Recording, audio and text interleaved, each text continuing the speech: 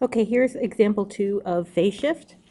So right here we have the equation y equals sine of x minus pi over 3. So the first thing we're going to do is we're going to look at this and we're going to figure out where we're going to be starting. You're going to take the opposite of what's inside the parentheses. So since it says minus pi over 3 inside the parentheses, we're going to be starting at positive pi over 3. And that's because we're looking to see where the x would equal 0. So if you set x minus pi over 3 equals 0, x would equal pi over 3. All right, then the next thing we want to do is we want to figure out our period and our interval. There's no b written here, so b is equal to 1. So remember, period, the formula is 2 pi over b. So in this case, the period is 2 pi over 1, which is just 2 pi. And then to calculate the interval, we learned yesterday that that's the period times a quarter. So you take 2 pi times 1/4, and that equals pi over 2. So this matches the interval on the basic sine graph.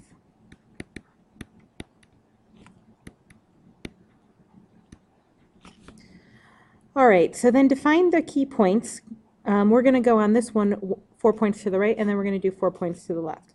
So to do 4 points to the right, you take your start, which is pi over 3.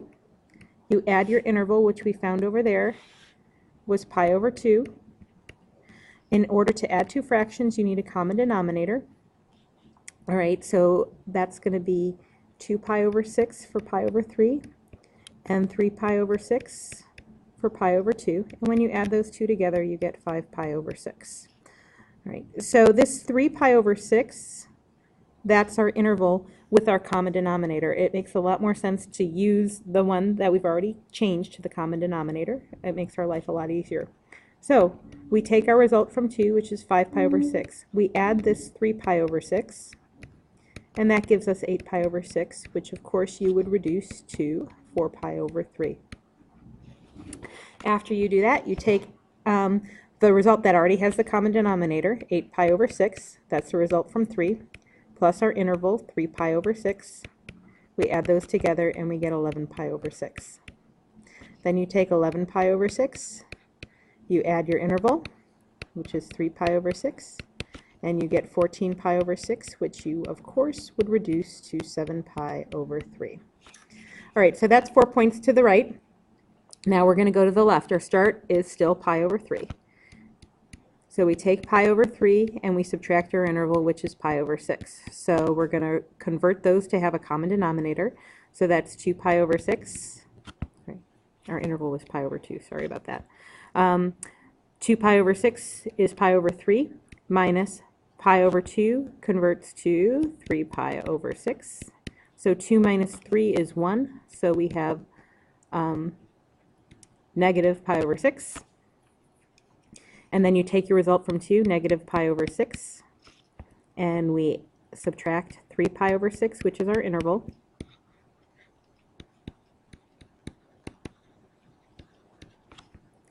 So negative 1 minus 3 is negative 4, so we've got negative 4 pi over 6, which reduces to negative 2 pi over 3.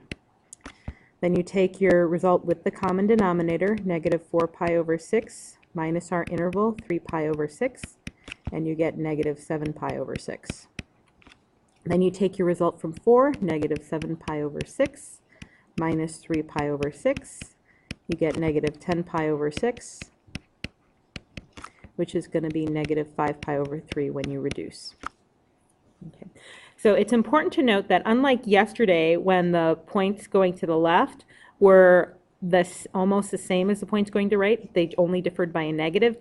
Today they could be completely different points, and that's what's happened in this example. So now when we go to do the graph, all right, I know I'm going to be starting at pi over 3. And so I'm going to go ahead and I'm going to draw in pi over 3. All right, then I need to put a point at negative pi over 6. I need to put a key point at negative 2 pi over 3. I'm going to the left first. Then I've got a point at negative 7 pi over 6. and a key point at negative 5 pi over 3. So on the x-axis, I wrote down values of the key points going to the left. Now going to the right, that's 5 pi over 6, 4 pi over 3. So I'm getting those from 5 pi over 6 came from this key point, 4 pi over 3 came from here. The next one will be 11 pi over 6. And then the last one will be 7 pi over 3. All right, now in terms of graphing this, there is no vertical translation, so we're centered around the x-axis. The amplitude is 1, so my maximums are at 1 and my minimums are at negative 1. All right, so this is my new y-axis. I am not going to be using the real y-axis for any of my points because 0 was not one of the key points that was calculated on either side. So a sine curve starts in the middle. So right here, along my new y-axis that I've drawn in, that's where my start is, and that's where my middle will go. And then to the right side, I go up, back to the middle, down, back to the middle, and then you connect the points in a sinusoidal curve. All right, going to the left, count back 4 key points, 1, 2, 3, 4. Remember, the y-axis is not a key point, so we don't use it. Put a dot at negative 5 pi over 3 on the x-axis, go up to the maximum, back to the middle, down to the minimum, and the y-axis is not a key point, so I don't put anything there, and then the middle would be back there at pi over 3.